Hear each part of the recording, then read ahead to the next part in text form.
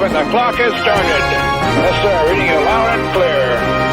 Roger, roll, Discovery. Discovery, roger, there from. Thank you, Andrew, and welcome to the April 3rd, 2019 edition of Space News. This is Michael Abdullah, and I have Angelo De Grazia here with me tonight from the Space Association of Australia. Unfortunately, Peter and Tina aren't with us tonight, and so it's just the two of us. Let's move on to New Zealand. Rocket Lab successfully launched an experimental US Defence Advanced Research Projects Agency satellite last week. The company's Electron rocket lifted off from its New Zealand spaceport and deployed the Radio Frequency Risk Reduction Deployment Demonstration, or R3D2 satellite, into low Earth orbit nearly an hour later. The 150-kilogram satellite is designed to test technologies for large deployable antennas that can be incorporated onto small satellites. The launch was only the first this year for Rocket Lab, which says it plans to carry out launches on a monthly basis for the remainder of the year. Angelo. Okay, thanks, Mike. Over to US space policy. I'm here on the President's behalf to tell the men and women of the Marshall Space Flight Center and the American people that at the direction of the President of the United States, it is the stated policy of this administration and the United States of America to return American astronauts to the moon within the next 5 years. The President has directed NASA and Administrator Jim Bridenstine to accomplish this goal by any means necessary. In order to succeed, we must focus on the mission over the means.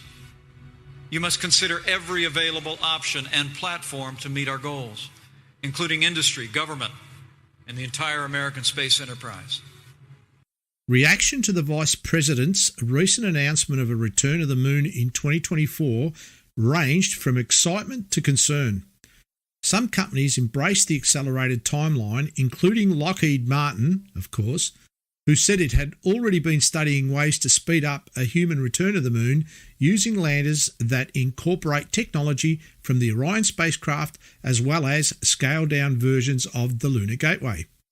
An industry group, the Coalition for Deep Space Exploration, cautioned, however, that bold plans must be matched by bold resources made available in a consistent manner in order to assure successful execution.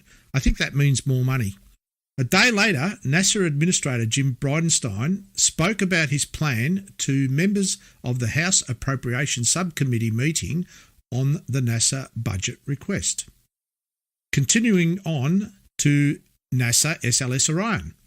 NASA Administrator Jim Bridenstine said the agency is carrying out a study on ways to accelerate work on the SLS. Bridenstine told House appropriators last week that a 45-day study on moving up the first launch of SLS will be done in a couple of weeks. Among the ways that could be accomplished, he said, is by eliminating a green run test of the SLS core stage at the Stenner Space Center and moving from vertical to horizontal integration of the core stage components. The green run test, incidentally, is where you strap 4 engines to the core and you test them in a Space Center facility there. He's saying, basically, don't do it. He cautioned, though, that it may not be possible to keep that first SLS launch on schedule for June 2020, even with those changes, but they would lessen the severity of any additional delays. Bridenstine, testifying a day after Vice President Pence called for a human landing on the moon by 2024, said that goal is very aggressive and will require funding increases above the agency's request. Michael. Okay, let's look at NASA Planetary and Space Science. A small helicopter that will go to Mars next year has completed flight tests on Earth. The Mars helicopter successfully wrapped up a series of flight tests in a chamber where the atmosphere is lowered to the pressure found on Mars, and with cables to simulate the reduced gravity there. The helicopter, weighing less than 2 kilograms, will hitch a ride to Mars on the Mars 2020 rover and will be deployed from the rover early in the mission before taking flight. Well, personally, I can't wait to see that. That should be awesome. Sure will be. Back to you, Angelo. Let's move to Russia. Russia plans to perform additional tests to determine what created a hole found in a Soyuz spacecraft last year. The head of Roscosmos, Dmitry Rogozin, said additional experiments in orbit will be required because samples taken from the damaged Soyuz spacecraft during a daring spacewalk by 2 cosmonauts in December were insufficient. The hole in the Soyuz orbital module, detected and patched in August, is widely thought to be from mishandling of the spacecraft during launch preparations, but Russian officials have yet to issue a final report on the incident. Boy, they're making a big thing of this, aren't they? They certainly are. All right, moving on to China. The first orbital launch by Chinese company OneSpace has been confirmed to be a failure. The launch of the OSM-1 rocket from the Jiuquan Satellite Launch Center, carrying a CubeSat from Chinese company Zero G Lab, failed when the second stage appeared to lose control after stage separation, according to a video from the launch site. OneSpace is still investigating the cause of the failure. Had the launch been successful, OneSpace would have been the first private company in China to place a payload in orbit. Beijing-based Interstellar Glory, also known as iSpace, is currently preparing for its first orbital launch attempt, which could come as soon as later this month, also from Jiuquan launch site. All right, Michael. Let's look at India. India announced last week that it successfully tested an anti-satellite weapon, destroying one of its own satellites. Prime Minister Narendra Modi, in a televised speech, said that the country demonstrated the ability to destroy satellites, a move he claimed shows the country stands tall as a space power. According to the Indian government, the mission Shakti used a ballistic missile interceptor to hit an unidentified satellite in low orbit. The test was fully successful, the government declared. The targeted satellite is believed to be one of 2 small satellites in orbits between 250 and 350 kilometres high, which would minimise but not necessarily eliminate the amount of long-lived debris.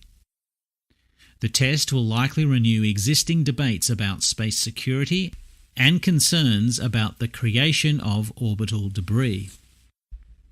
India went on to say that the debris created by its anti-satellite test will disappear within 45 days. The anti-satellite or ASAT test destroyed the Microsat R satellite orbiting at an altitude below 300 kilometres, said G. Sathish Reddy, the head of India's Defence Research and Development Organisation. At that low altitude, any debris should burn up within 45 days, he claimed.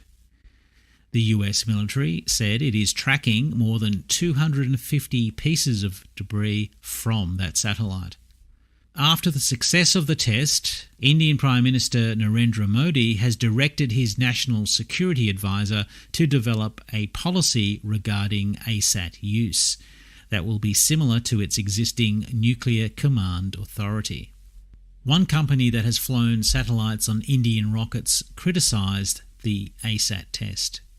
In a statement, Planet said, "We categorically condemn the test because the threats debris created by ASAT's weapons pose to the space environment." Some observers had suggested that companies consider boycotting Indian launch services as a form of corporate social responsibility in response to the test. This particular test is unlikely to create much long-lived debris because of the low altitude of the satellite, but the test raises the risk of future conflicts involving the use of such weapons. Within India, though, the ASAT test was widely praised. Politicians across party lines congratulated the Indian government for the Mission Shakti test, although some questioned whether the test was timed to take place close to upcoming elections. G. Madhavan Nair, former chairman of the Indian Space Agency ISRO, was among those who praised the test. Although, as head of ISRO in 2007, he criticised China's ASAT test at that time. Nair now says that India had the technology in 2007 to develop its own ASAT, but there was no political will in the Indian government then to do so. Yeah, what a sad state of affairs, Michael, that they're all into it, really big time into militarising space. Yeah, not good. Not good. All right, let's move to a little bit of commercial news, commercial space news. A year after the Google Lunar X Prize expired, a former team could win a consolation prize. The X Prize Foundation announced it will give a $1 million Moonshot Award to Space IL if its Beresheet lander successfully lands on the moon early this month. Space IL was one of the competitors in the Google Lunar X Prize, whose $20 million grand prize expired a year ago as no team was ready to attempt a launch at that time. Several other former teams are continuing their lander efforts, many of which are tied to NASA's Commercial Lunar Payload Services program. Other news. The Astronauts Memorial Foundation is reconsidering whether to also honour private sector astronauts. The foundation, which operates the Space Mirror Memorial at the Kennedy Space Centre, declined 3 years ago to include on the memorial Mike Aylesbury, a Scale Composites pilot killed during a Spaceship Two test flight in 2014. A Foundation committee meeting last week re-examined that decision, in part because Spaceship Two has since demonstrated it's capable of flying into space. The memorial includes the names of 24 astronauts who died either on space flights or in other training or related activities. Michael. And finally tonight, the next Cygnus spacecraft to launch to the ISS will be named after an Apollo 1 astronaut. Northrop Grumman said last week the Cygnus launching on the NG-11 mission later this month will be named the SS Roger Chaffee, after the astronaut who died, along with Gus Grissom and Ed White, in the Apollo 1 pad fire in 1967.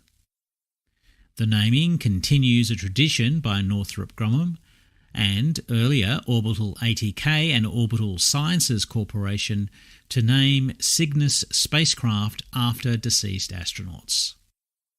Well, that's all we have time for tonight. Thank you, Angelo, and it's back to you,